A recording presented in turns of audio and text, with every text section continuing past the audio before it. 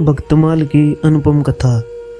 सच्चे प्रेमी संत धन्ना भगत की अमर कहानी। ये कहानी है एक किसान की, पर वो कोई साधारण किसान नहीं था। उसका नाम था धन्ना। वो न तो वेद पुराण जानता था, न ही मंत्रों का उच्चारण आता था, न बड़ी बड़ी बातें करता था। वो तो बस सच्चे दिल से भगवान को ढूंढता था। धन्ना रोज सुबह उठता, बैल लेकर खेत जाता, हल जोतता, बीज बोता और फिर थक कर शाम को आसमान की ओर देखता और कहता, हे भगवान, तू कहाँ है? क्या तू सिर्फ पंडितों का है? क्या गरीबों से तुझे प्यार नहीं?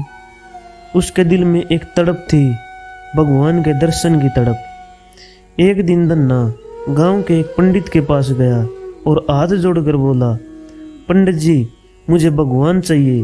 मैं उनका दर्शन करना चाहता हूँ। कृपया करके बताओ मैं क्या करूं? पंडित ने उसे हल्के में लिया और मजाक में एक सालीग्राम पत्थर दे दिया। कहा, ले जा, इसे भगवान मान और रोज दूध दही चढ़ा देना। धन्ना उस पत्थर को लेकर बहुत श्रद्धा से घर आया।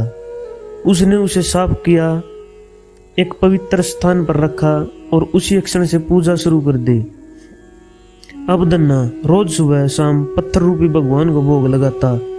दूध दही रोटी फल जो भी घर में होता पूरे प्रेम से रखता और कहता, भगवान पहले आप खाओ फिर मैं खाऊंगा। लेकिन कई दिन बीत गए, भगवान कुछ नहीं खाते थे।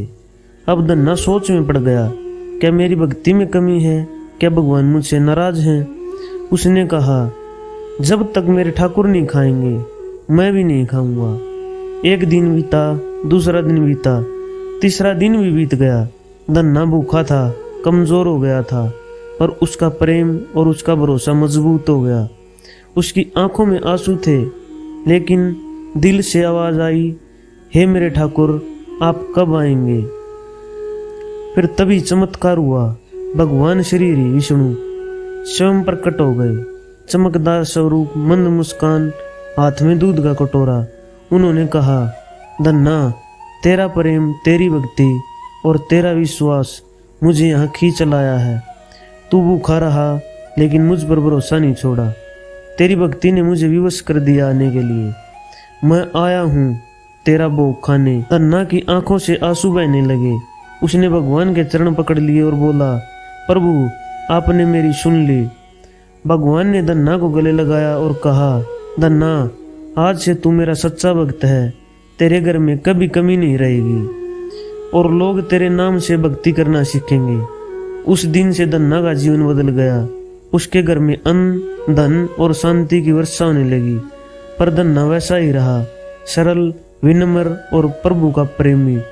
इस कथा से हमें क्या सीख मिलती है? इस कथा से हमें यह सीख मिलती है, भगवान को पाने के लिए बड़े मंदिर, धन या विद्या की जरूरत नहीं है।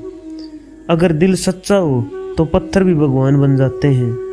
प्रेम और श्रद्धा में इतनी शक्ति है कि भगवान को भी आना ही पड़ता है। जय श्री हरि।